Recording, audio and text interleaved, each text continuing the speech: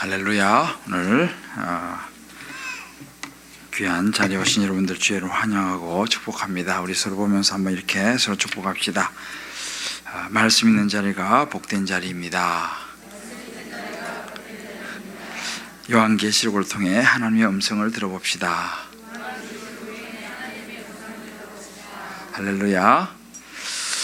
여러분들 그 요한계시록 하면 어떤 생각이 드는지 모르겠습니다만, 저는 요한계시록이라 그러면 일단 무서운 생각이 들었습니다. 어릴 때 저는 이제 시골에서 자랐지만 기억은 뭐 정확히 나지 않지만 휴거라고 하는 영화를 제가 본 것 같아요. 그 시골에서 어떻게 봤는지 모르겠어요. 읍내에 나가서 본 건지 아니면 교회에서 뭐 그걸 이렇게 옛날에는 이제 이렇게 뭐 하여튼 틀어줬는지 하여튼 본 기억이 있는데, 이제 아주 오래전이죠. 벌써 한 40년 정도, 하여튼 적어도 30년 40년 정도, 뭐 그 어간 정도 된 것 같아요. 그 영화에 이제 오래전이기 때문에 기억나는 건 별로 없지만, 아무튼 이렇게 도망다니다가 붙잡혀가지고 막 단두대에 목이 막 잘리는 그 장면이 제가 기억이 남아있고, 그래서 666표를 안 받은 사람은 막 그 물건 사러 갔다가 발각돼가지고 막 도망가고 또 붙잡히고 막 그런 이제 장면, 몇 장면이 이제 기억이 나요. 근데 거기에 이제 수염이 이렇게 난 어떤 그 목사님인 것 같은데, 이분이 이제 요한계시록을 쭉 설명을 해주는 이제 그런 거기도 나오고, 그러다 이제 제 기억에 남아있는 마지막 장면이 전 인상이 남았어요. 그래가지고 이제 굉장히 많은 사람이 죽고, 이제 그 영화는 제가 볼 때는 이제 우리가 뒤에 이제 그 이야기를 할 수 있을지 모르겠지만, 이 휴거에 대해서는 이제 전천년설, 후천년설, 무천년설 뭐 이렇게 이제 보통 나눠집니다. 이제 계시록에 나오는 그런 부분들인데, 그 영화는 지금 그때는 뭐 뭔지 몰랐지만 지금 생각하면 이제 전천년설 뭐 이런 쪽에 이제 속한 영화였던 것 같아요. 아무튼 이제 예수 믿는 사람들은 다 이제 휴거되고 없어요. 이제 휴거 못된 사람들이 남아가지고 이제 당하는 고통들. 그래서 이제 그때 휴거는 못했지만 마지막까지 이제 믿음을 지키는 사람들이 이제 잡혀서 이제 잡히면 죽는 거죠. 이제 적그리스도가 나타나가지고 이제 이렇게 하는 그런 뭐였었는데, 근데 이제 마지막 장면이 뭐냐면 끝까지 살아남은 사람이 있어요. 끝까지 살아남은 사람이 마지막에 어딘지는 모르지만 그 동굴로 모여들어요. 동굴로. 캄캄한 동굴로 이제 이렇게 횃불을 들고 이제 모여들면서 이제 거기에 이렇게 들어가서 거기서 이제 말씀을 듣고 찬양하는, 이제 그게 이제 거의 마지막 장면이었어요. 그러니까 올해 뭐 제가 한 30-40년 됐으니까 기억은 뭐 잘 안 나지만, 그때 이제 저 사람들 살았구나 하는 이제 그런 아주 어릴 때 그 기억이 있습니다. 그게 이제 제가 요한계시록에 대해서 가졌던, 뭐 그때 성경을 제가 잘 알지도 못했지만 아무튼 요한계시록 그러면 무서운 생각이 들어요. 그때 이제 666 안 받으면 이제 하여튼 죽고 또 하여튼 살아남아야 되고 뭐 이제 신앙을 끝까지 지키고 이제 그런 것들. 그래서 요즘도 가끔씩 이제 어릴 때, 그러니까 어릴 때 이게 기억이요 굉장히 중요해요. 어릴 때 우리가 이제 우리 다음 세대를 신경 쓰냐면, 어릴 때 그 아이의 상에 뭐가 고정되느냐가 굉장히 중요합니다. 사실은 오늘도 보니까 애들이 몇 명 왔는데, 그때 이제 제가 다 잊어버렸지만 딱 남는 게 뭐냐면 어린 마음에, 야, 나는 절대로 죽어도 666표를 받아서 안 되겠다, 이제 그 생각이 남았어요. 그래서 이제 가끔씩 그때 너무 그게 강렬했기 때문에, 그런 세상이 오면 붙잡히면 나는 그래도 666표를 안 받고 순교를 하든지 아니면 도망쳐서 그 마지막 동굴까지 가든지 끝까지 난 666표를 받지 말아야지, 이제 이런 생각이 어린 마음에 제 마음에 각인이 됐어요. 그러면서 이제 끝까지 이 믿음을 지켜야 한다고 하는 이제 그런 어린 마음에 제 마음에 이제 각인됐던 기억이 있어요. 모르겠어요. 이 영화를 보신 분 있을지 모르겠지만 하여튼 오래전이에요. 그리고 이제 제가 쭉 시간을 지나면서 요한계시록에 대한 그 선입견이 생겼어요. 요한계시록 그러면 이제 그때 그 점이 탁 떠오르는 거예요. 오래전이고 기억도 잘 안 나지만 그러다가 이제 우리나라에 그때 1992년도인가 드디어 예수님이 오신다라고 해서 발칵 뒤집은 적이 있어요. 그죠? 그래서 이장님, 요즘 어디 가서 뭐라 하는지 모르겠지만 그때 그 강남 고속터미널인가 그쪽 어디지 기억되는데, 아무튼 거기 막 크게 이렇게 붙여놓고 이제 예수님이 재림하신다 그래가지고 뭐 아주 굉장히 떠들썩했어요. 그때가 1992년도로 내가 기억이 되는데, 그래서 우리나라도 막 떠들썩했죠. 왜냐면 예수님이 이제 재림한다 이거죠. 그래서 이장님이가 이제 뒤로는 막 돈 챙기면서 앞으로는 막 이렇게 이제 하다 나중에 이제 예수님이 그 시간대 저도 막 과연 오실까 막 그런 이제 어린 마음이지만 막 그러니까 그래서 그때 막 한창 사람들이 막 저 교회 막 모이기도 하고 또 막 이단들이 막 기성을 부렸어요. 한국교회. 그래가지고 막 팔아가지고 막 어디로 가고 막 하여튼 그때 굉장히 여러분들 여기 조금 기성세대는 아마 아실 겁니다. 굉장히 한국교회가 그때 혼란스러웠어요. 그래서 이제 예수님이 재림하신다고 하는 그 시간이 됐는데 어떻게 됐어요? 아무 일도 일어나지 않았어. 그때가 92년도니까 제가 10대죠? 10대인가? 아직 기억이 안 나는 아무튼 그죠? 30대인가요? 92년이니까 근데 92년도 맞죠? 아무튼 헷갈립니다. 뭐 그건 중요하지 않고 아무튼 안 왔어. 안 왔어요.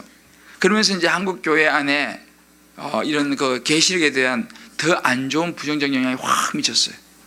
그리고 이제 계시록을 이야기하면 자칫하면 이상해질 수 있다, 위험하다라고 하는 이런 그 의식이 막 퍼졌습니다. 그때부터 이제 요한계시록 뭐 이렇게 한다 이러면은 그 전에는 막 요한계시록이 굉장히 막 그게 많았어요. 근데 그때 이후로 싹 줄어들었어요. 웬만하면 요한계시록, 잘못 요한계시록 이단이라는 소리 들으니까 이제 요한계시록을 목사님들이 멀리 하기 시작했어요. 그때부터는 설교도 제가 요한계시록에 대한 설교를 그렇게 들어본 적이 별로 없어요. 여러분들도 아마 비슷한 뭐 설교한다 그러면 이제 소아시아 7교회에 대해서 이제 뭐 에베소 교회 뭐 이 정도 거기 2장에 나오는 그 2장 3장에 나오는 소아시아 7교회 정도는 가끔씩 설교할지 모르지만 그 외에 뭐 7금초 뭐부터 시작해가지고 뭐 이런 여러 가지 것들은 거의가 설교하지 않는 분위기가 됐어요. 그 분위기가 사실 지금까지 쭉 이렇게 이어오고 있지 않나라는 생각을 해봅니다. 저도 뭐 사실은 역시 요한계시록에 대해서는 항상 함부로 설교해서는 안 된다라고 하는 생각이 제게도 있었고, 어린 시절에 그 상이 내게 있었기 때문에 요한복음에 대해서는 그런 뭔가 위험한 책, 잘못하면 이상해질 수 있는 책이라고 이제 선입견이 생겼습니다. 아마 여러분들 이렇게 요한계시록에 대한 생각들을 여러 이제 아마 가지고 될 텐데, 제가 이제 받았던 그 요한계시록에 대한 그런 선입견들이었어요. 그래서 이제 아까 얘기도 말했지만 주일학교가 굉장히 중요해요. 왜냐하면 그때 복음에 대한 이 중요한 결정적인 영향을 미치게 됩니다. 물론 자라나다가 잠깐 좀 또 뭐 다른 길로 갈 수도 있어요. 갈 수도 있지만 어린 시절에 심겨졌던 그것은 굉장히 중요합니다. 그래서 제가 왜 여리고 기도행진 우리 이제 10월 달에 하겠지만 왜 여리고 기도행진 하면서 아이들을 데리고 오라고 하는 이유가 거기 있어요. 왜냐하면 옛날에는 뭐 새벽송도 돌고 뭐 그런 게 있잖아요. 근데 이제 요즘 아이들은요 그런 특별한 기억이 없어요. 신앙에 있어서 그냥 뭐 교회 뭐 가고 뭐 이제 이런 정도지 정말 하나님과 관계 속에서 특별한 뭐가 없어. 그런데 여리고 기도행진이라고 하는 이 새벽에 나와서 돈다고 하는 것은요 아이들에게 굉장히 제가 볼 때는 모르지만 시간이 지나고 보면 제가 옛날에 새벽송 돌 기억이 지금도 나거든요. 그런 새벽송 돌 때에 하나님 앞에서 드렸던 이 추억들이 우리 아이들의 마음에 잔상으로 남게 되리라고 저는 믿습니다. 그래서 사실 여리고 기도행진 같은 게 굉장히 중요해요. 특히 추운 날, 이럴 때, 비 오는 날, 이런 돌 때 더 기억이 나지. 그러니까 그만큼 어린 시절에 성경, 어린 시절에 하나님과 했던 관계들은 굉장히 중요하다라는 생각, 이제 제 경우를 통해서 할 수 있는데, 자, 그럼 이제 요한계시록이 참 어렵습니다만, 이제 제가 이번에 보니까 한 달 정도 우리가 이제 한 달 조금 며칠 더 되는데, 우리 교팀 묵상에서 요한계시록을 이제 다뤄요. 우리 이렇게 하기 좋은 게 뭐냐면 평소에 안 읽던 책들도 우리가 다 읽잖아요, 그죠? 지금 레위기 읽었죠, 뭐 민수기 했죠. 하여튼 이렇게 하면 이제 다 읽는 거예요, 사실. 이게 그래서 좋은 것입니다. 그래서 이번에 이제 요한계시록을 보니까 한 달하고 며칠 정도 더 이제 하는데, 이걸 뭐 어떻게 제가 보니까 수요일 날 5번이 딱 거의 이제 걸리는 것 같아요. 마지막 5번째는 10일 연휴 기간 중에 끼어 있어가지고 그거 굉장히 중요한데 그걸 어떻게 할까? 그건 이제 그때 가서 제가 한번 생각해 보기로 하고, 아무튼 그래서 이제 제가 보니까 우리 5번의 수요일이 요한계시록 본문을 묵상하는 동안 있더라고요. 그래서 이제 5번 만에 뭐 얼마나 이 계시록을 많이 할 수 있겠습니까만은, 아무튼 그래도 이제 요한계시록이 도대체 어떤 책인지, 그리고 요한계시록의 핵심이 뭔지, 이제 이런 것들을 한번 좀 짚으면서 이제 5번에 걸쳐 가지고 이제 요한계시록을 여러분들과 함께 이제 제가 좀 이제 다루려고 합니다. 그래서 오늘은 이제 이 요한계시록 좀 큰 틀에서 조금 제가 요한계시록을 조금 다루고, 하여튼 최대한 쉽게, 제 모토는 최대한 쉽게, 그래서 최대한 쉽게 또 그러나 우리가 또 꼭 필요한 메시지를 오늘도 함께 나누고 좀 기도하려고 합니다. 오늘 아침 이제 요한계시록 3장 묵상하면서 보니까 이 사대에 옷을 더럽히지 아니한 몇 사람이 있다, 이런 그 구절이 나왔어요. 그래서 제가 이걸 보면서 이제 오늘 이렇게 인사해야겠다 생각했는데, 무슨 말인지 이제 잘 모르시는 분들은 아마 오늘 말씀 묵상이 잘 안 되신 분인 것 같고, 자, 우리 옆에 분 이렇게 하면 인사합시다. 사대에 옷을 더럽히지 아니한 몇 사람 안에 들어가시길 바랍니다.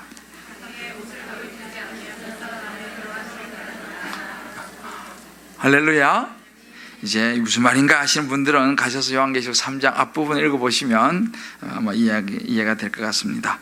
자, 창세기, 이제 성경은 이 창세기가 세상의 시작에 대한 책이라 그러면, 요한계시록은 하나님께서 우리에게 말씀하신 역사의 완성을 이야기하는 책입니다. 그러니까 이제 창세기는 시작, 요한계시록 끝이잖아, 그죠? 우리가 성경이 도합 신약 27권,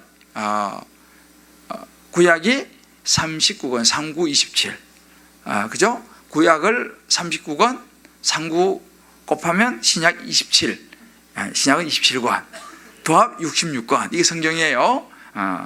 참 쉽죠? 그래서 이 성경 66권, 39권, 상구 27, 27권, 도합 66권, 첫 번째 책이 창세기, 마지막 책이 요한계시록. 이게 이제 우리 성경 전체가 이제 구성되어 있는 건데, 이 창세기의 시작과 요한계시록의 이제 완성인데, 원래 계시록이라고 하면요, 이게 원래는 이제 그 헬라어의 번역인데, 이게 그 아포칼립스라고 하는 이제 이 단어인데요, 하나님의 비밀스러운 목적들을 밝혀 보여준다, 이제 이런 의미가 이 속에 이제 드러낸다라고 하는 이제 의미가 사실은 이제 들어 있습니다. 아무튼 이 계시록의 의미는 그런 의미가 들어 있는데, 말씀드린 것처럼 이 요한계시록에는 굉장히 많은 논란들이 있어요. 또 우리가 여기에 대한 다양한 그 생각들, 선입견들이 쭉 있는데, 왜 그러냐면요, 이 요한계시록 안에는 수많은 구약의 언어가 들어있어요. 구약은 어렵잖아요. 일단 우리에 친숙하지 않으니까 수많은 구약의 언어와 또 구약의 개념들이 들어있습니다. 그리고 여기에 여러 가지 사상들이 들어있어요. 그래서 근데 이것이 또 비유로 상징화해서 많이 소개되어 있기 때문에, 사실은 이제 이 요한계시록 안에 이런 것이 이렇게 막 거미줄처럼 이렇게 속에 막 얽히고 설켜 있습니다. 그래서 우리가 보면 이해가 안 가요. 얽혀 있고 상당히 복잡다, 어렵다, 이제 이렇게 생각되지만 그 안에 다 이 네트워크가 다 형성이 사실은 되어 있습니다. 그래서 사실은 우리가 요한계시록이 어찌 보면 우리에게 주신 말씀의 결론인데, 이거를 요한계시록을 정확하게 이해를 못하면요, 하나님의 계시의 완성을 잘 모르는 거예요. 그러면 하나님의, 우리가 결론이지, 결론, 그죠? 이 세상에 주신 하나님의 결론, 역사의 결론, 우리가 서론, 본론 아무리 잘 알아도 결론을 모르면 이게 정확하게 모르는 거예요, 성경을요. 그래서 요한계시록을 바로 이해 못하면 성경 전체를 종합적으로 이해를 못하는 게 되는 겁니다, 사실은. 반대로 요한계시록을 잘 이해하게 되면은 이제 성경 전체에 대한 통찰력이 생겨요. 안목이, 결론이니까 이게 안목이 생깁니다. 그래서 하나님의 뜻과 계획을 이해하는 데 굉장히 도움이 돼요, 이 요한계시록을 잘 이해하면, 마지막 이 부분. 그래서 이제 사실은 이 요한계시록을 여러분들이 오늘 오신 분 잘 오셨어요. 왜냐하면 이런 이야기를 해준 데가 별로 없잖아, 그죠? 그래서 성도들이 하나님의 성경 전체에 대한 안목을 딱 가지고 나면, 하나님의 뜻을 이해하게 되면 어떻게 되느냐 하면, 우리가 어떻게 살아가야 하느냐라고 하는 삶의 스타일이 결정됩니다. 우리 삶의 스타일이 여기서 결정되는 거예요. 어떻게 살아야 할까? 이제 이게 결정되는 것이죠. 그래서 이제 굉장히 요한계시록이 중요한 책이다라고 말씀을 드리는데, 이제 우리가 좀 전에 말씀, 요한계시록 하면은 제일 먼저 떠오르는 게 전쟁 이야기, 그죠? 지금 앞에는 그래도 그나마 뭐 에베소 7교회 뭐 이 3장까지는 뭐 그런 대로 되는데, 4장에 2일 후에 내가 보니 하늘이 열린 문이 있는데 하면서 시작하는데, 이거 뭐 여기서부터 뭐 전혀 무슨 말인지 헷갈려요. 이제 이렇게 이 안에 보면 뭐 전쟁, 뭐 지진 이야기, 뭐 적그리스도 이야기 하면서 또 뭐 우리가 뭐 666 관련 이런 게 막 이제 숫자가 등장하고, 이렇게 하면서 이제 말씀드린 것처럼 부정적인 그런 측면들이 쫙 깔리고, 특히 이제 이장님이가 끼친 이 영향으로 인해 갖고 이 재림에 대한 아주 부정적인 생각, 그리고 또 그런 영화들이 보여줬던 재림 때 막 사람이 막 죽고 막 이런 거에 대한 그 두려움이 많은 사람들의 마음의 자리를 잡았습니다. 그래서 사실은요, 하나님께서 요한계시록을 통해서 하나님의 역사, 하나님의 계시가 완성된다라고 하는 그런 어떤 기대감보다는 겁이 나게 돼 있어요. 겁이 나는 책이 요한계시록이 됐다. 심판, 특히 막 심판이 막 12보좌 심판, 100보좌 심판 막 나오잖아요. 그러니까 이제 이런 것들에 이제 영향을 받아서 막 겁이 나는 책. 또 그리고 또 어떤 분들은 막 마치 암호를 풀어내듯이 또 이걸 막 요한계시록을 막 푼다 그러면서 막 암호를 풀듯이 요한계시록을 푸는 그런 또 경우가 많이 있어요. 이게 우리가 가지고 있는 잘못된 선입견들입니다. 요한계시록 그런 식으로 보면 안 돼요. 여러분, 요한계시록은 쉽게 말해서 미래의 어떤 재림 때에 어떤 일이 일어날 것이다 라고만 말하는 책이 아닙니다. 요한계시록 가만히 읽어보게 되면 아까 제가 말씀드렸죠, 하나님의 이 구속사의 전체 흐름이 들어있어요.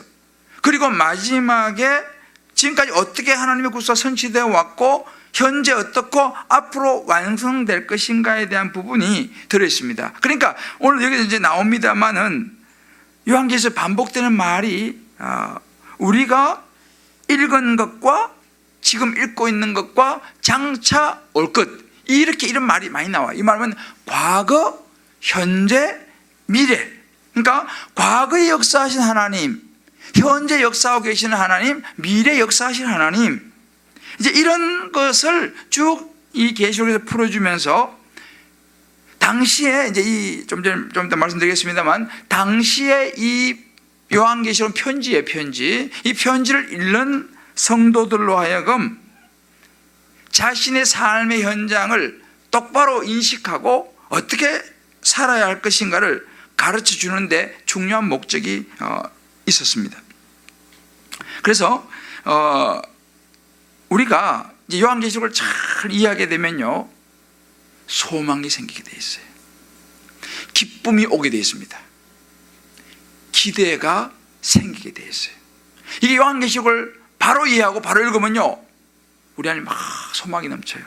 우리 요한계시록 끝이 뭐예요? 마라나타 주 예수여 어서 오시옵소서, 이걸로 끝이 나잖아요. 네. 잘 모르시나? 네.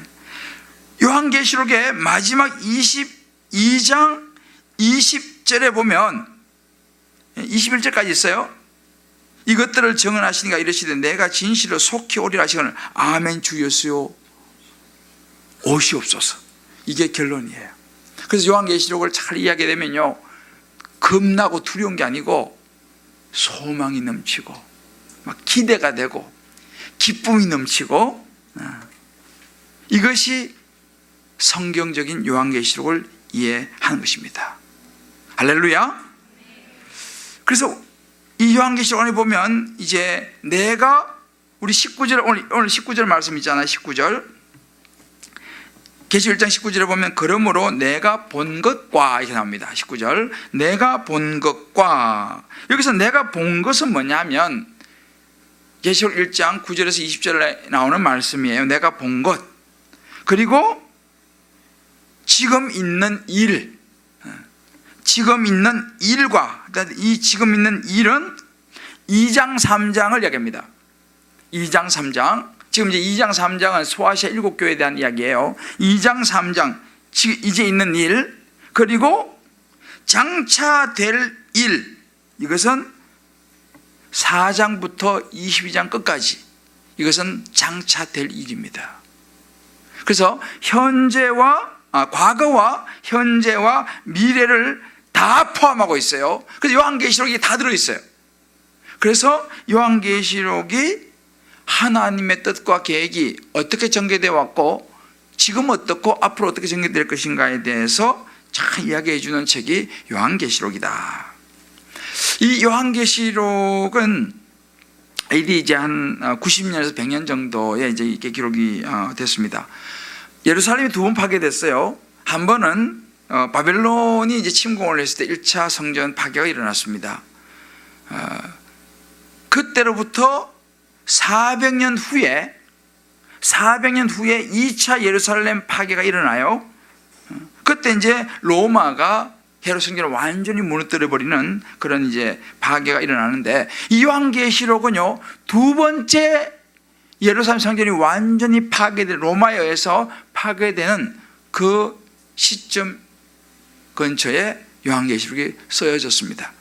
그러니까 뭐 엄청난 로마의 박해가 이제 있었던 그런 시기죠. 당연히 이제 사도 요한이 있었습니다. 제가 오늘 사실 준비를 못했는데 제가 다음 시간 되면 요한이 이제 이 계시를 받았던 동굴이 지금 있습니다. 그대로 그 밤모섬에 가면 있어요. 제가 몇 년 전에 이제 거기 갔다 왔는데 거기에 들어가니까 가슴이 전율이 몰려오더라고요. 나는 언제 한번 시간 되면 우리 성도들 한번 가고 싶어요, 거기. 그래서 이제 그 요한이 이왕 계시를 받았던 동굴이 지금 남아 있어요. 그때 그 바위가 터지는, 그 바위가 좀 갈라진 그게 그대로 남아 있어요. 거기 섬이기 때문에 그렇게 크지도 않아요. 그래서 요한이 이제 밤모섬에 이제 유배되어 있으면서 이제 쓴 하나님의 계시를 이제 기록한 책이 이제 요한 계시록이죠. 이스라엘이 시대를 거쳐 굉장히 많은 박해를 받았습니다. 뭐 애굽, 또 아수르, 바벨론, 메데, 바사, 이런 그 헬라 박해 받았는데 가장 큰 박해는 로마로부터의 박해였습니다.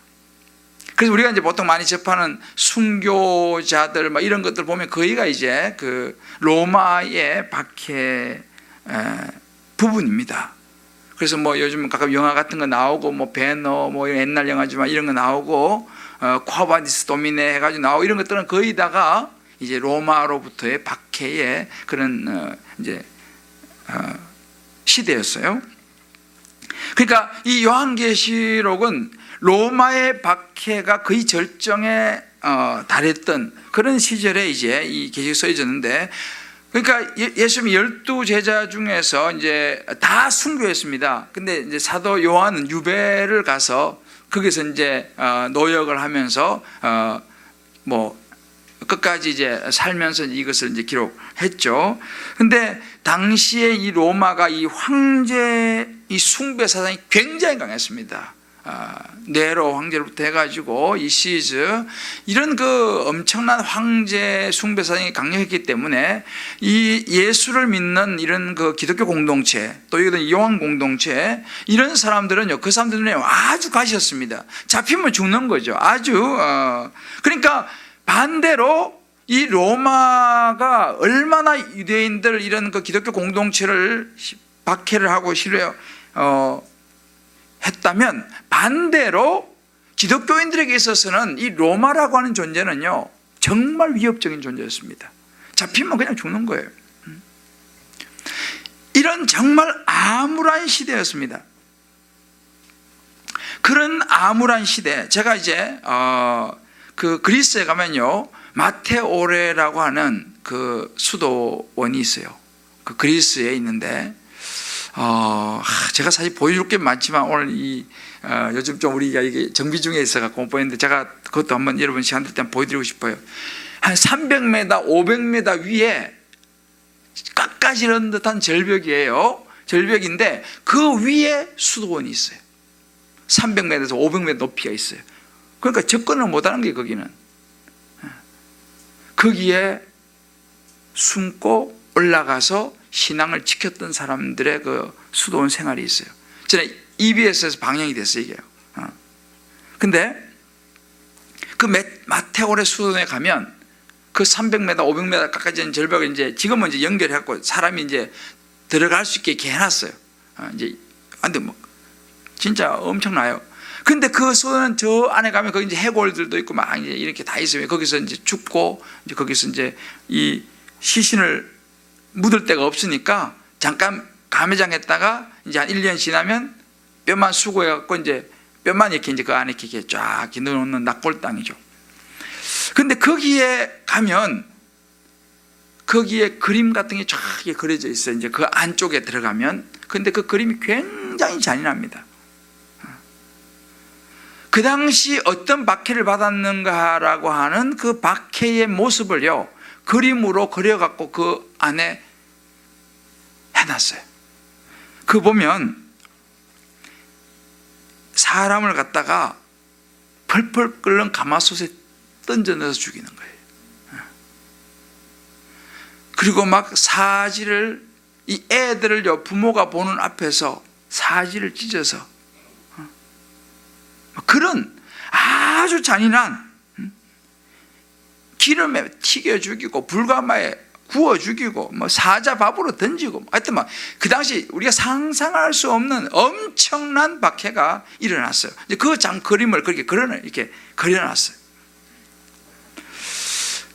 사실은 지금 이 기독교의 박해가 굉장히 심한 시절이 사실은 로마로부터 일어났습니다. 이제 그런 여러 가지 상황, 어려운 상황 속에서 이제 이 로마 식민지 하에 있는 많은 성도들, 특별히 소아시아 7교회에 있는 성도들에게 요한이 편지를 썼습니다. 이게 요한계시록은 편지입니다. 편지를 썼어요. 무슨 하나님으로부터 계시를 받아가지고 이 소아시아 7교회에다 편지를 쓴 것입니다. 그러니까 이 소아시아 7교회 우리가 지금 에베소, 서머나, 버가모, 두라디아, 사데, 빌라델비아, 라오디게아 2장 3장에 나온 7교회에다가 이 편지를 써가지고 쫙 보냈습니다. 이 편지를 받는 사람은 지금 너무너무 고통스러운 핍박을 받고 있는 그런 교회들이었죠. 그래서 사실은 하나님께서요 요한을 통해 가지고 그들에게 준 메시지의 핵심은 그들은 멸망할 것이다 라는 것입니다. 이게 우리는 이제 심판 메시지. 반드시 그들은 이 로마는 그리고 하나님의 사람들을 박해하는 이것은 반드시 심판받게 될 것이고 멸망하게 될 것이다 라고 하는 것이 이 편지의 굉장히 중요한 핵심이었어요. 그래서 사실 우리가 볼 때는요, 뭐 금초 때 뭐 이상한 형상을 가지고 막 이렇게 나오는데 우리는 이게 어려워요, 사실은요. 그러나 그 당시는 이제 워낙 박해가 심했기 때문에 말로 잘 하면 안 됩니다. 글로 써다 큰일 나요. 그러니까 이제 이 사람들이 어떻게 했냐? 상징, 그림을 그리고 이런 쪽으로 해서 서로가 하나님의 말씀을 소통을 했어요. 그러니까 이 로마 사람들은 무슨 말인지 모르지만 이 말씀 안에 있는 기독교 공동체 안에 있는 사람들은요, 여기에 나오는 여러 가지 그림, 상징 이런 것들을 통해서 그들은 무슨 말인지 알아들었어요. 그러니까 우리는 어렵지만 이 편지를 받는 사람들에게는 그렇게 어려운 내용이 아니었다는 것입니다. 왜? 그 시대 상황 속에서 기독교인들만의 공유하고 있었던 것들이 있었습니다. 그래서 사실 이 요한계시록이 굉장히 어려운 것 같지만 그 독자들에게는 그렇게 어려운 책이 아니었다라는 거. 자, 그러면 이제 이 요한계시록의 그러면 핵심이 뭐냐? 이제 이걸 우리가 좀 짚고 이제 들어가죠. 그러니까 이제 그 당시에 뭐 여러 핍박과 어려움과 또 그런 중에도 이제 로마로 넘어가고 또 그 안에서 뭐 죄를 짓고 뭐 우리가 이제 7교회 여러 가지 현상들이 나오잖아요. 좀 이따 시간 되면 좀 잠깐 언급할지 모르겠지만 이제 이런 여러 가지 그들이 살아가는 죄에 노출되고 박해 상황과 여러 가지 이런 삶 속에서 살아가는 이 성도들이 절대로 놓쳐서는 안 된다고 하는 하나님, 주님이 다시 오실 것이라고 하는 그 믿음을 요한은 전해주기를 원했어요. 끝까지 지켜야 된다. 너희들 끝까지 살아남아야 된다. 그래서 여기 오늘도 나오잖아요. 여기 계시록에 보면 7교회 나오는 끝까지 지키라. 그죠? 지키라는 말이 많이 되게 반복되죠. 지키라. 또 끝까지 믿음을 굳게 하여 말씀에 굳게 서서. 왜? 너무 힘들거든요. 그러니까 끝까지 살아남아야 된다. 끝까지 지켜야 된다. 반드시 그들은 심판받게 될 것이다. 이게 핵심이에요. 신앙 때문에 받는 고난에 대해서, 악한 자들의 죄에 대해서 너희들은 하나님 나라와 세상 가치관 사이에서 무지 힘들지 지금. 이렇게 살면 그냥 속 시원하고 간편한데 세상 사람들처럼 하면 아주 쉽잖아요. 쉬운데 그게 아니고 하나님 나라의 가치관을 가지고 세상과 다른 선택을 해서 나귀를 타려니까 죽겠다 이 말이에요. 죽겠단 말이에요. 지금 그런 상황입니다. 여러분들 나귀 타기 쉬워요? 쉬우신 모양이네. 저는 어려워요. 매 순간순간 이런저런 불의를 보면 막 화가 막 올라와요. 억울하게 당해야 되는 일도 많이 있어요. 지금 우리가 사는 똑같습니다. 우리는 지금 하나님 나라의 가치관과 세상의 가치관, 이거에서 끊임없이 싸우는 거예요. 뭘 선택할 것이냐? 사실은 형태가 달라서 그렇지 요한계시록의 편지를 받는 그 당시에 소아시아 7교회 성도들이나 지금 21세기를 살아가고 이 잠실과 여기에 살아가는 저와 여러분이나 사실은 영적인 상태는 비슷해요. 무지 힘들다 이 말입니다. 무지 힘들다 이 말입니다.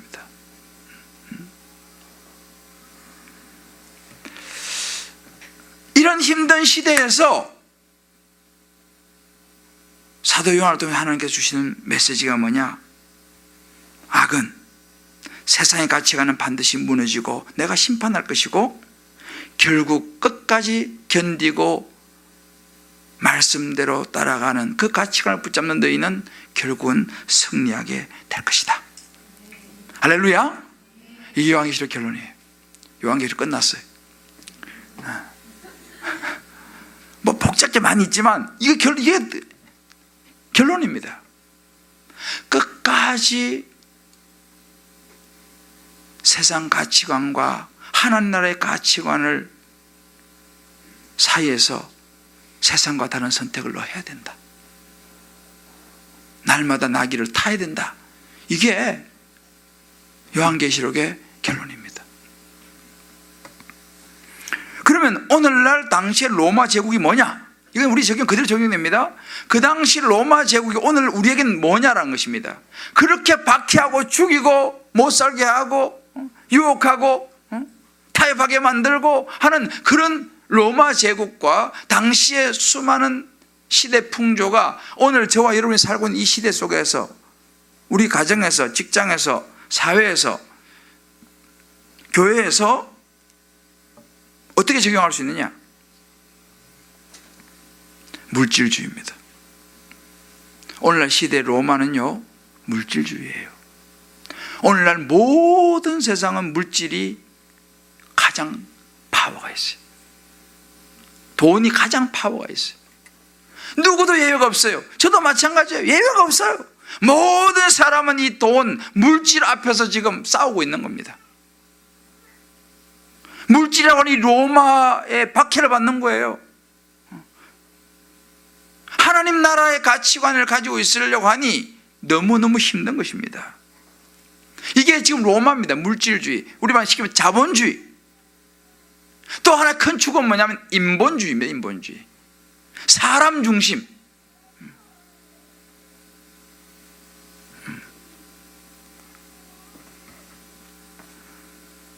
요즘 우리 저기 보니까 나오더라고요. 딱 흉내내면서 사람이 뭐라더라? 최고 그죠? 뭐죠? 사람이 뭐죠? 요즘 나오잖아요. 사람이 중요해요. 맞아요. 사람이 중요하죠. 사람이 중요해요. 틀린 말이 너무 좋은 말이잖아요. 사람이 먼저다. 이렇게 하더라고. 흉내를 내더라고. 개콘 보니까. 근데 하여튼, 맞아요. 사람이 먼저죠. 사람이 중요하죠. 맞아요. 너무 좋은 이야기입니다. 그러나 여러분, 우리가 알아야 됩니다. 사람이 먼저고, 사람이 가장 중요하지만, 그 사람을 창조한 하나님이 먼저라는 사실을 믿으시기 바랍니다. 이게 우리가 지금 싸우고 있는 로마예요. 사람이 먼저가 되니까, 사람이 우선이 되니까 하나님은 뒷전입니다. 이게 인본주의죠. 모든 것 사람의 생각입니다. 하여튼 사람. 여기서 아주 이게 미묘해요. 미묘해요.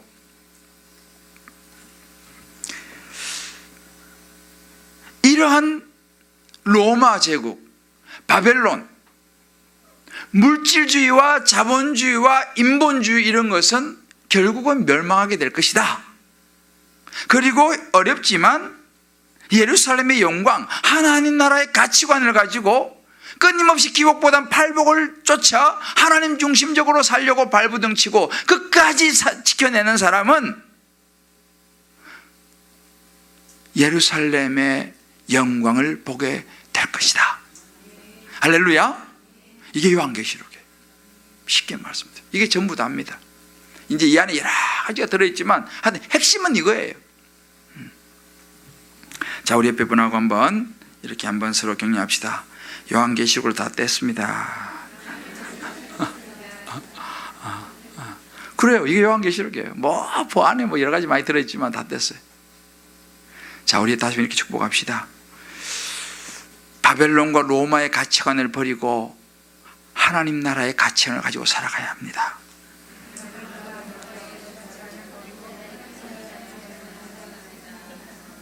할렐루야. 하나님 나라의 가치관을 가지고 살아가야 돼요. 세상과 다른 선택을 해야 되는 거예요. 다 연결되어 있습니다. 자, 그러면 이제 이게 이제 요한계시록의 큰 틀이에요. 이제 이게 다 이 속에 다 이 이야기를 하기 위해서 들어 있습니다. 그리고 마지막에 주 예수여 오시옵소서.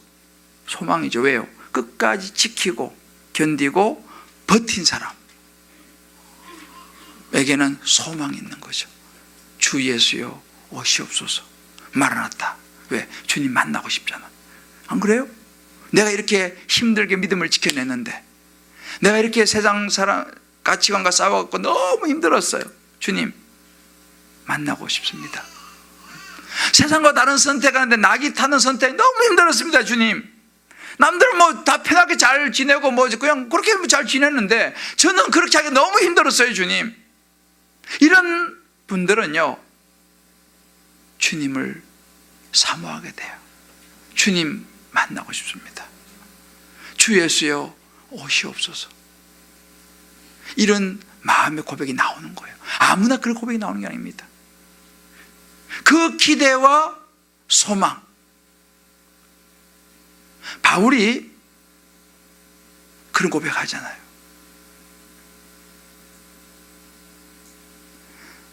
주님을 사모하는 거. 왜요? 요한계시록 결론처럼 살았기 때문에.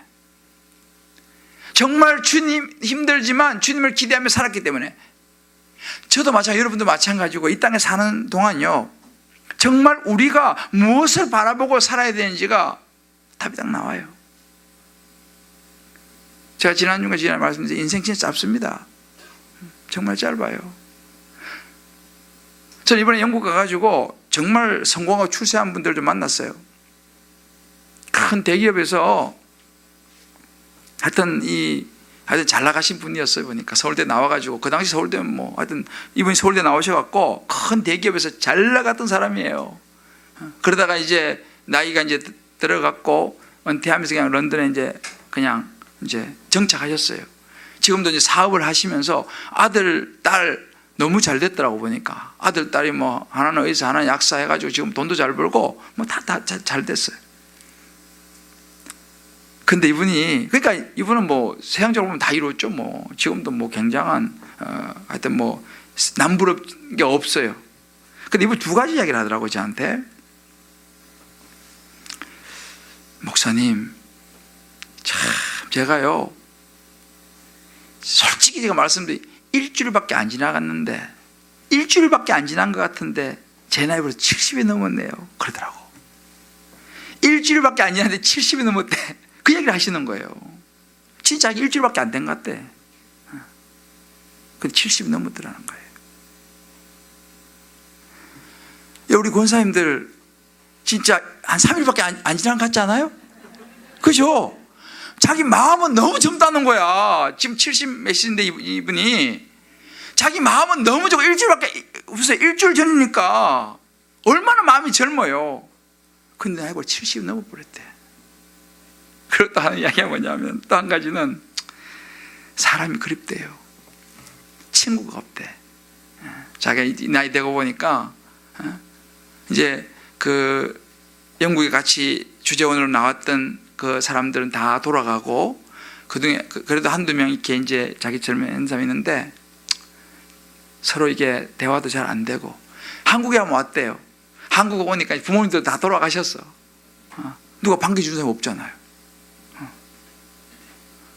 길 같은 거 물어봐도 아이 귀찮아 이렇게 말하더래. 그래, 한국 가도 이제 반겨줄 사람도 없는 거야. 한국도 못 와 이제. 그분은 세상적으로는 다 이루었는데 참 자기가 참 그렇대요.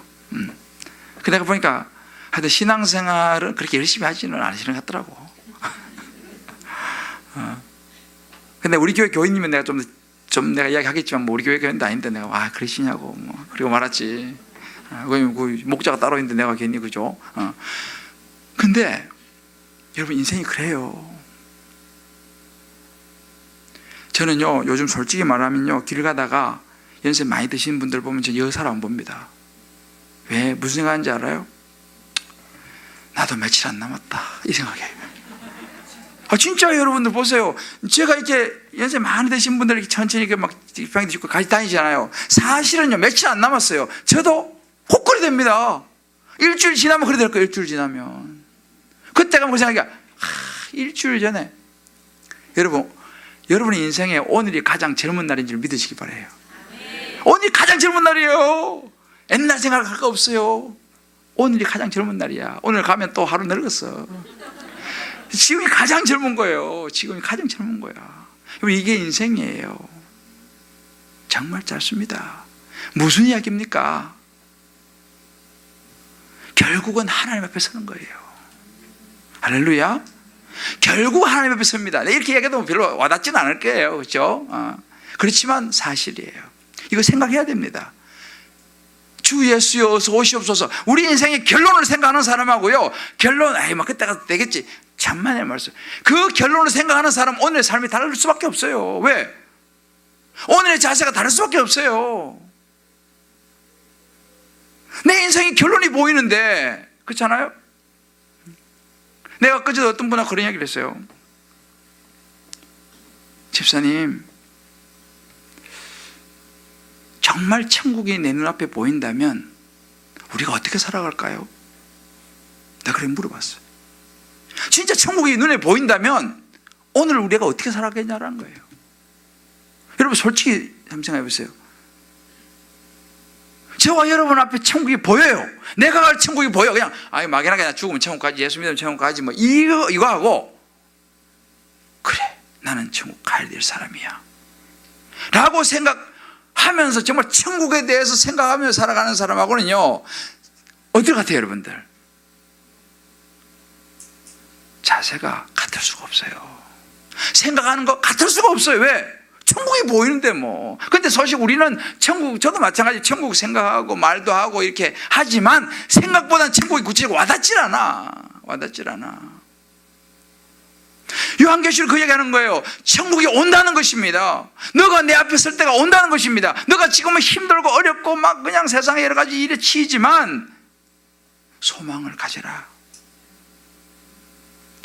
내가 너를 만날 날이 올 것이다. 너는 영광의 면류관을 받게 될 것이다. 할렐루야. 이 이야기를 계속 해주는 거예요, 요한계시록에서요. 그래서 저와 여러분이 몇 주 아니지만 요한계시록을 이제 뭐 여기서는 얼마나 하겠어요. 여러분 각자가 이제 매일매일 묵상하잖아요. 이번에 한번 해보세요. 요한계시록이 하면서 이제 이런 틀을 가지고 보시면은 이해 안 가는 부분이 많을 거예요. 그냥 넘어가면 돼. 그냥 뭐 너무 그거 가지고 캘라 그러지 마세요. 그냥 그런 게 있구나 하고 그냥 해설이나 읽어보고 그냥 넘어가면 돼요.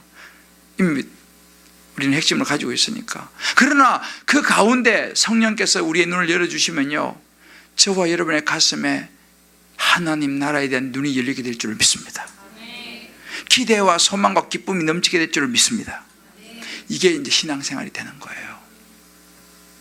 오늘 본문 1절은 이렇게 말씀하고 있습니다. 예수 그리스도의 계시라.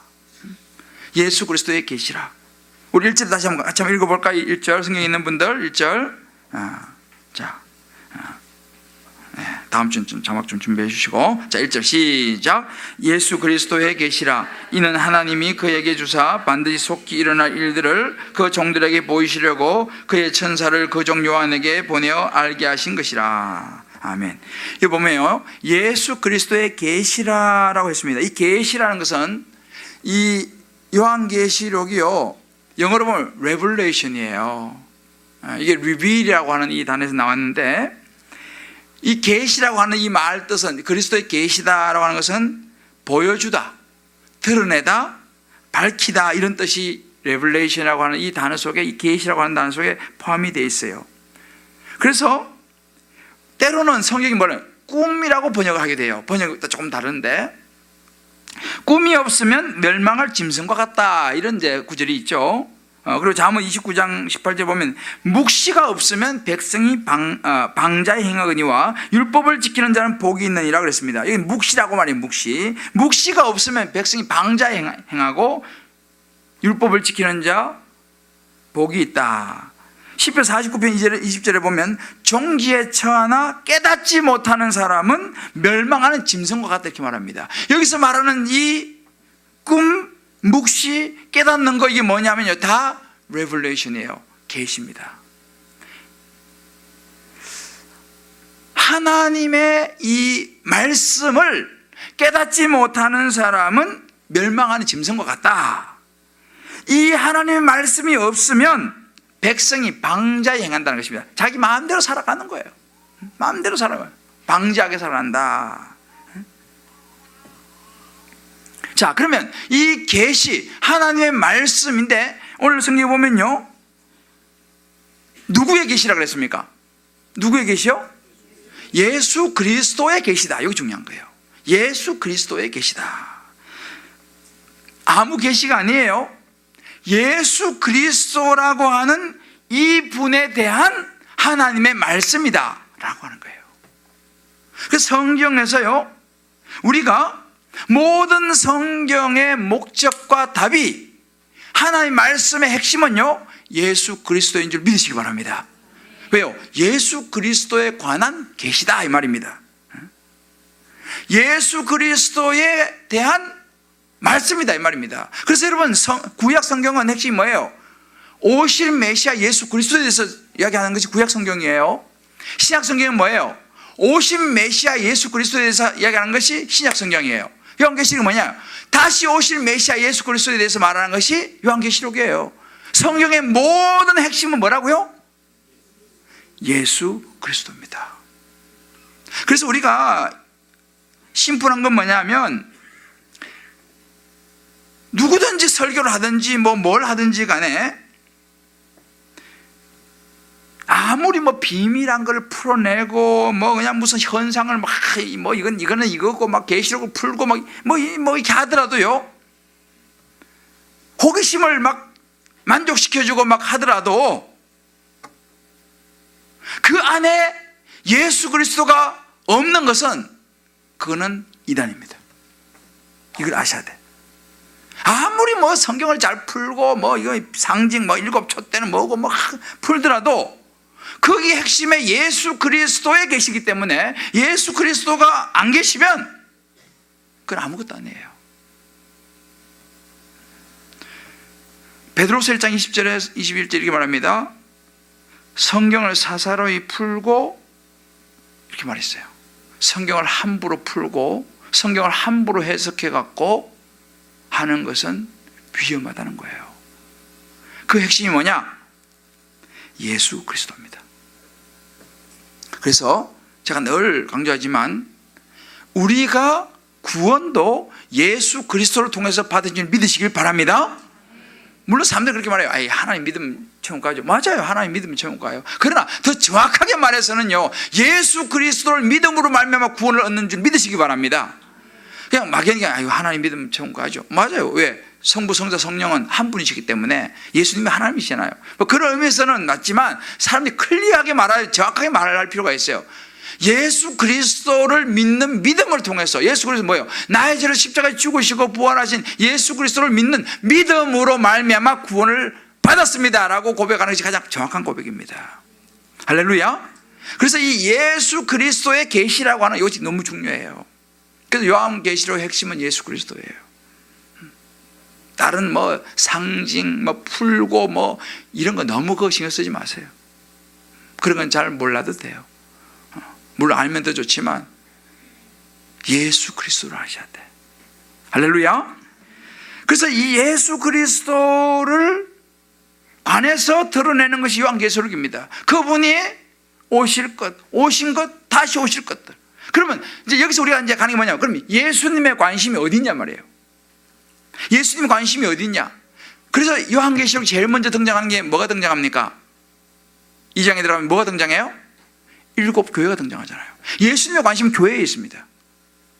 그래서 7 교회가 등장하면서 이제 하나님께서 7 교회들에게 메시지를 주는 거예요. 자, 오늘 3절을 봅시다. 3절이 중요한 구절인데, 자, 3절 다 같이 시작.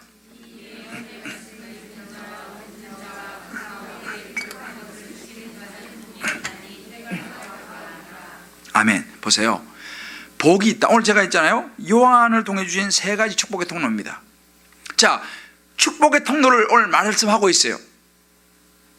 누가 복이 있다고 말씀했습니까? 말씀을 읽는 사람, 또요 듣는 사람, 그리고 기록한 것을 지키는 사람. 그 어려운 걸 어떻게 하셨어요? 이효순 권사님 미사에서 뭐 타고 왔어요? 아, 버스 타고 왔어요? 할렐루야. 깜짝 놀랐네. 나 오늘 못 오실 줄 알았더만. 보세요. 정말 갈 때는 이제 그 동네 사람과 같이 가요. 여기 그렇구나. 예, 그래요. 할렐루야입니다. 고맙습니다. 자, 누가 복이 있느냐? 이효순 권사님 복이 있는 줄 믿습니다. 왜요? 성경에 나왔잖아요. 이 예언의 말씀, 하나님께서 요한을 통해 주신 이 예언의 말씀, 이 예언이라는 것은 여러분, 예언 그러면 미래에 될 일 아니요, 미래에 될 일도 포함되지만 말씀을 통해서 우리에게 깨닫게 해주시는 말씀이 예언이에요. 예언 말씀이요. 예언의 말씀이라는 것은 미래뿐만 아니라 과거, 현재, 미래에 하나님이 우리에게 깨닫게 하시고 주시는 말씀이 다 예언입니다. 이 말씀, 이 예언의 말씀을 읽고 듣고 지키는 자가 복이 있다 그랬어요. 그죠? 오늘 여러분 와서 읽었어요? 안 읽었어요? 읽었어요. 들었어요? 안 들었어요? 들었습니다. 여러분은 이미 어떤 사람이 되었죠? 복 있는 사람이 된 줄 믿습니다. 할렐루야. 이거 제 말이 아니에요. 성경 읽고 듣는 자 복이 있다. 그 제가 그냥 할 때 말씀 있는 자에게 복된 자리며 제가 오늘 인사했잖아요. 이게 그냥 하는 게 아니에요. 성경에서 그렇게 말했어요. 오늘 여기 우리 아이들도 왔는데 이 아이들에게 애들이 무슨 말인지 알아듣지 못하겠지만은 그러나 이 자리에 말씀이 선포된 자리에 앉아 있는 듣는 자 복 있는 줄 믿으시길 바랍니다. 그래서 애들은 오늘 잘 온 거예요. 무슨 말인지 못 알아들어도 괜찮은 게 없어. 와 있다는 자체가 중요한 거예요. 예? 읽고 듣는 자, 다 이해하는 자라고 성경 말하지 않잖아요. 듣는 자, 듣는 자. 듣기만 해도 복이 되는 줄 믿으시기 바랍니다. 듣는 것 자체가 복이에요. 다 이해 못해도 괜찮아요. 성경에 듣고 이해하는 사람만 복이 있다 이렇게 하면 또 이제 곤란하지. 그렇잖아요. 근데 듣고 이해하는 자만 그렇잖아요. 듣는 자는 복이 있다 그랬으니까 그냥 이해 못해도 괜찮아요. 듣기만 해도 복이 되는 줄 믿습니다. 그리고 여기서 이제 그 가운데 기록한 것을 지키는 자 100점이다 이 말이지. 최고의 복, 이 세 가지 스트라이크 쫙. 어디 가면 별표 세 가지 맞으면 돈 쫙 나오는 거 어디죠? 안 가보셨나? 어디 가면 막 하면 별표 세 개 딱 맞으면 돈이 주르륵 나온 데가 있어요. 전에 보면 그렇더라고. 성경에 그걸 잭팟 그런 거야. 잭팟이 그러나요, 그걸? 저는 안 가보지 전혀 모르시는구나. 읽고 듣는 것도 좋은데 지키는 까지 하면요, 이게 완전히 대박이에요. 이게 진짜 완전한 복이 많은 사람인 줄 믿으시기를 바랍니다. 그래서요, 사실 오늘 제가 이 7교회를 좀 짤막짤막 좀 짚으려고 그랬는데 시간이 요즘 내가 노력하는 것이 시간 지키는 노력을 하고 있어요. 적용을 하고 있는데, 근데 7교회는 여러분 각자가 보세요. 정말 그 7교회 안에 우리 모습이 그대로 다 들어있어요. 그대로 다 들어있어요. 그런데 그 7교회를 보면 계속 많이 반복되는 게 뭐냐면요, 붙잡고 지키고 이거예요. 붙잡고 지키고. 왜 붙잡고 지키는 걸 그렇게 강조합니까? 어렵다 이 말이에요.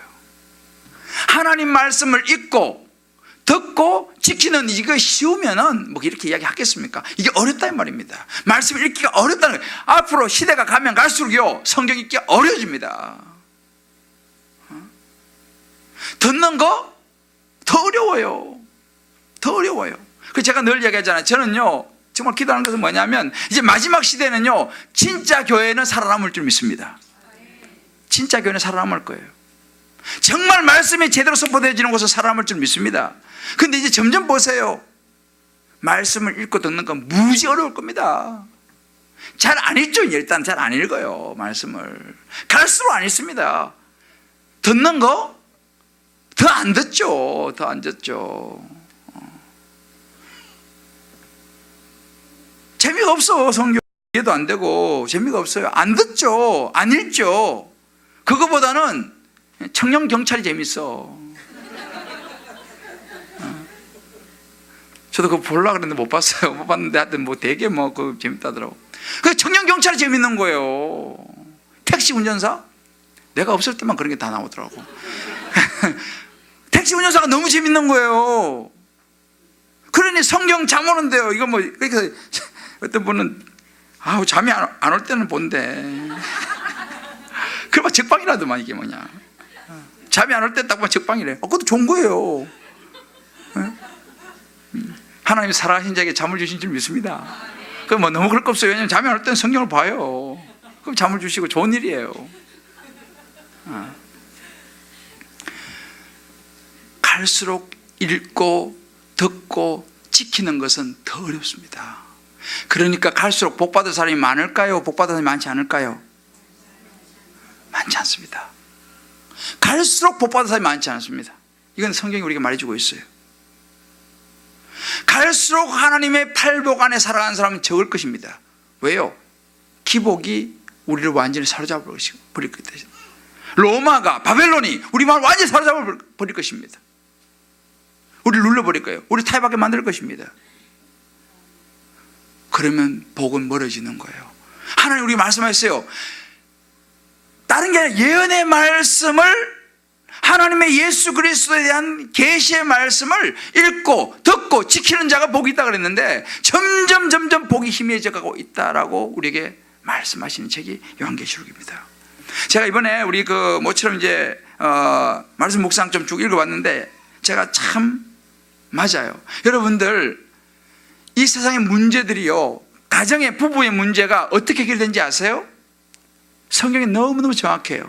제가 지금 사실은 이렇게 쭉 좀 우리 그 말씀 묵상들 읽어봤는데 답이 다 여기 있더만. 시어머니하고 사이 안 좋은 분, 시어머니와 사이 안 좋은 분, 고린도서 16장 읽다 깨지고, 제목이 시어머니께 문안하라 이거예요. 그러니까 성경 보니까 시어머니하고 관계 안 좋았는데 말씀을 읽고 들으니까 시어머니한테 적용 어떻게 하냐, 시어머니께 문안 전화 자주 드리기, 이렇게 적용했어요. 웃는 얼굴로 가족을 대하기. 여러분, 이게 됩니까? 시어머니한테 자주 문안 인사 드리기, 이게 됩니까? 이게 안 돼요. 그럼 언제 되느냐? 말씀을 읽고 듣고 지키려고 하다 보니까 그게 되더라는 것입니다. 할렐루야. 여러분, 며느리들이 시어머니한테 잘하게 만들려면요, 성경을 보게 만드셔야 돼. 이거 정말이에요. 며느리가 말을 너무 안 듣는다. 여러분, 딱 한 가지 처방이 있어요. 주일날 교회에 와서 예배 좀 꼭 한 번만 드려봐라. 그렇게 하면 돼. 나한테는 못해도 되니까 꼭 수협에 가서 말씀 한번 들어봐라. 주일에 가서 말씀 한번 들어봐라. 그러면요, 그 며느리가요, 그렇게 막 내가 시어머니인데 내가 나한테 어떻게 했는데 니 그럴 수 있나 막 이렇게 막 일 안 해도 일 안 해도 말씀을 읽고 듣고 나면요, 시어머니 제가 잘못한 것 같아요, 이렇게 나온다니까요. 이게 복인 줄 믿으시기 바랍니다. 여러분들 그거 하셔야 돼. 남편, 아내, 이게요, 제가 보니까요, 가족도 다 마찬가지예요. 자녀 교육 다 마찬가지예요. 제가 정말 이건 성경은 진리입니다. 우리 한 집사님 이 묵상 보니까 자녀에게 주일학교 예배는 꼭 잘 드리게 하면서 여름 수련회 가는 거하고 휴가가 맞물렸더라고. 이럴 때는 이제 어떻게 해요? 수련회를 강조를 자녀에게 선택권을 주는 거야. 네가 선택해. 우리 휴가 가야 되는데 그날 겹쳤어. 차마 뭐라고 말하고 선택권을 주는 거죠, 자녀에게. 그러면 자녀가 뭘 선택하겠어요? 휴가를 선택하겠어요? 성경학교를 선택하겠어요? 안 해보셨나? 근데 말씀을 묵상하다 보니까 내 자녀에게 휴가와 수련회의 선택권을 주는 것이 하나님 앞에서 이것이 옳지 않구나 라고 깨닫더라고요. 말씀 묵상하면서. 믿음 생활이 우선이라는 거. 휴가도 물론 가야 되지만은, 그러나 하나님 말씀을 먹는 자리에 읽고 듣고 지키는 것을 가르쳐주는 그 자리에 자녀를 보내는 것이 우선이더라는 것입니다. 할렐루야. 여러분, 자녀를 정말 저도 자식을 키우고 있기 때문에 참 이 바른 소리 하기 참 쉽지 않은데, 진짜 자녀를 잘 키우고 싶으시면요, 그 자녀가 말씀을 읽고 듣고 지키도록 그런 환경에 놓아두시기를 주의 이름으로 축복합니다. 하나님 말씀에 들어가서 잘못됐다는 사람 들어봤어요? 하나님 성경 봐가지고 삐뚤어졌다 그래서 봤어요? 제가 요즘 성경 엄청 보면 점점 삐뚤어져. 성경 보고 하면 안 되겠어. 그런 사람 봤어요?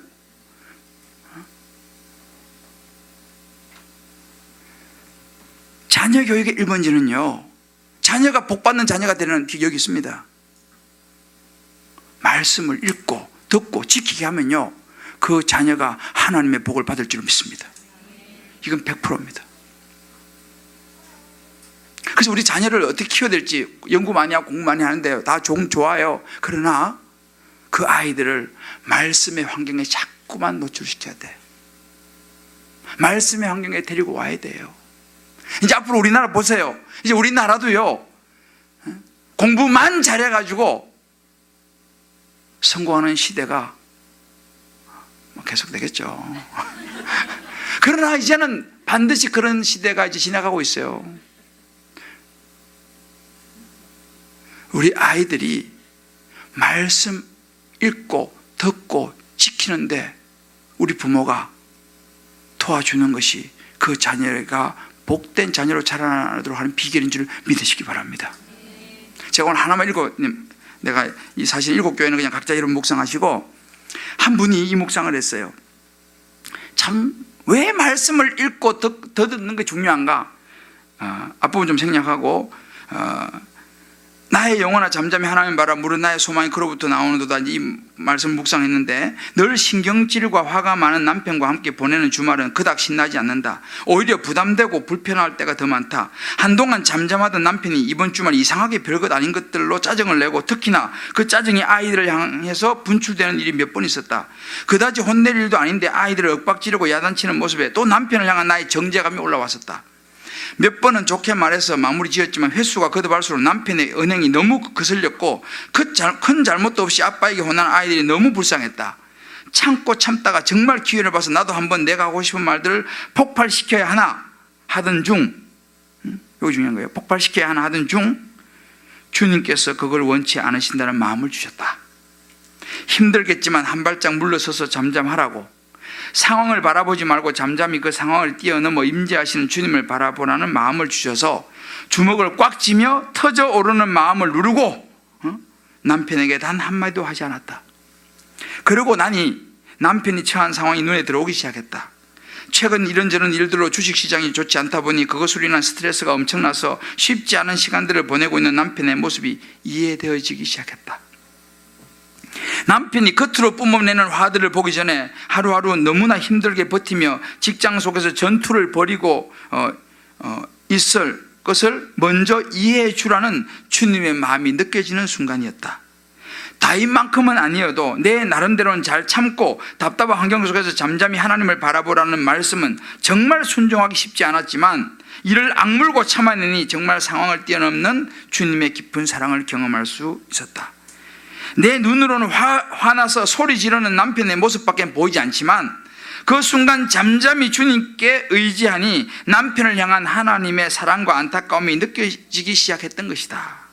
오늘도 이것저것 할 일이 참 많았는데 하나님께서 잠잠히 주님 앞에 나오는 나의 모습을 많이 기다리고 계신다는 생각이 들어서 볼 일들을 취소하고 오늘은 온전히 말씀을 읽으며 하나님과 깊이 대화하는 시간을 충분히 가져보려 한다.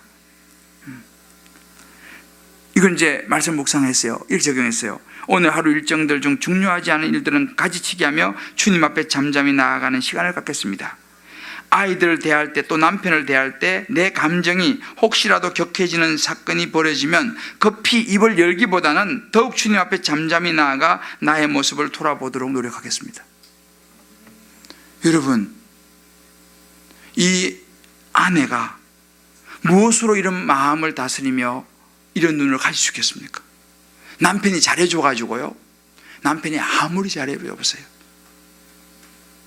남편이 너무 잘해주면 부인이, 옛날 말에 그런 게 있잖아요. 누구를 너무 잘해주면 상투를 붙잡고 어떻게 한다고. 왜 사람이 그래요? 아무리 내가 잘해줘서 그게 아니고, 이 집사님이 남편 화가 나지 않겠어요? 그런 건 남편을 보면서. 근데 말씀을 읽기 시작하고 말씀을 듣기 시작하고 그것을 적용하기 시작하니까 막 이 올라오는 것을 누르게 되는 정도가 아니라 그 남편을 보는 눈이 달라지고 남편을 이해하게 되고 그 남편이 정말 다르게 보이더라는 것입니다. 이게 복 아니겠어요? 할렐루야. 그래서 여러분, 말씀을 읽고 듣고 지키도록 여기 남편들 있잖아요. 이건 비밀인데 부인을 성경을 보게 해야 돼. 부인이 성경을 보게 해야 돼. 부인이 훈련을 받게 해야 돼. 나는 안 받아도. 이건 여자들은 듣지 말아요. 우리 남자들만 하는 이야기야. 부인이 훈련을 받게 해야 돼. 이분도 훈련받은 사람이에요. 그전에는 정말 남편하고 지금 찢어져야 되냐 말이야. 막 죽고 살고 했는데 훈련을 받고 이렇게 바뀐 거예요. 물론 훈련 받다고 다 되는 건 아니에요. 그렇지만 계속 말씀을 읽고 듣는 훈련이 되는 거예요. 그래서 여러분들, 우리 남편들은 진짜 비결이요, 진짜 비밀인데 부인 훈련을 시켜야 돼. 부인들도 마찬가지예요. 정말 여러분들이 남편의 사랑을 받고 싶지 않습니까? 정말 남편 여러분들이 이해를 받고 싶지 않습니까? 훈련을 받게 해야 돼. 남편이 가갖고 말씀을 깨닫잖아요. 읽고 들으면요, 남편이 바뀐다니까요. 믿습니까? 이게 복의 통로라고 주님께서 우리에게 가르쳐주는 거예요. 정말 성경 말씀은요, 하나도 버릴 게 없어요. 사랑하는 성도 여러분, 요한계시록은 무서운 책이 아니에요. 무서운 책이 아닙니다. 막 겁을 주는 책이 아니에요. 복을 주는 책인 줄 믿으시기 바랍니다. 하나님 말씀을 우리가, 이 예언의 말씀을, 예수 그리스도에 대한 말씀을 읽고 듣고 지키게 되면요, 여기에 축복의 통로가 되는 줄 믿습니다. 과거의 일, 현재의 일, 앞으로 일어날 일들까지도 말씀을 붙잡으면요, 그 안에 하나님의 지혜와 답이 있는 줄 믿습니다. 고난 가운데 있습니까? 질병 가운데 있습니까? 자식 문제 가운데 있습니까? 직장 문제 가운데 있습니까?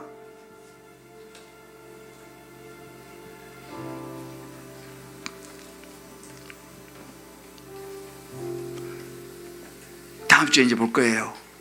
요한이 밤모섬에 갇혀서 어떤 일이 있었는지. 그건 이제 다음 주에 볼 겁니다. 저와 여러분이 정말 말씀을 읽고, 예언의 말씀을, 예수 그리스도에 대한 말씀을 읽고 듣고 지킴으로 복의 근원이 되시고 큰 축복의 주인공이 되시기를 주님의 이름으로 축복합니다. 할렐루야. 마라나타 우리 찬양 한번 하고 오늘 말씀 가지고 기도하고 우리 좀 오늘도 구체적으로 좀 기도했으면 좋겠습니다.